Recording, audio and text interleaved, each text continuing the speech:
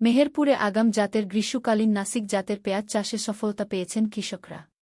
মেহেরপুর জেলা কৃষি অফিসের ডেভেলপমেন্ট কর্মকর্তা আশরাফুন্নেসা জানান, মেহেরপুর জেলার ৩টি উপজেলার বিভিন্ন মাঠে এ বছর নাসিক ৫৩ জাতের পেঁয়াজের আবাদ হয়েছে প্রায় ২,০০০ হেক্টর জমিতে।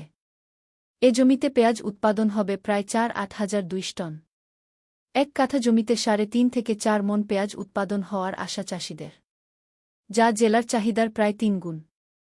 গাংনীর জুগিন্দা গ্রামের পেঁয়াজ চাষি শাহারুল ইসলাম, ফয়েজ উদ্দিন, আব্দুল কাদের বলেন, আমরা এর আগে কখনো গ্রীষ্মকালীন নাসিক জাতের পেঁয়াজের আবাদ করিনি।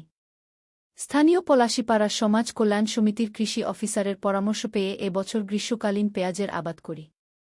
পেঁয়াজ অনেক ভালো হয়েছে, ফলনও ভালো হচ্ছে। বাজারে নতুন পেঁয়াজের চাহিদা বেশি। পাইকারি ব্যবসায়ীরা জমি থেকে পেঁয়াজ কিনে নিয়ে যাচ্ছেন। প্রতি কেজি পেঁয়াজ পাইকারি বিক্রি হচ্ছে ৭০ টাকা থেকে ৮০ টাকা কেজি।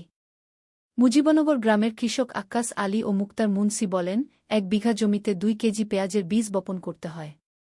প্রতি কেজি পেঁয়াজের বীজের দাম ২,০০০ টাকা। সদর উপজেলার মোনাখালী গ্রামের কৃষক আব্দুল আলিম বলেন, গেল বছর ১০ কাঠা জমিতে পেঁয়াজের আবাদ করে ৩০,০০০ টাকা লাভ হয়েছিল।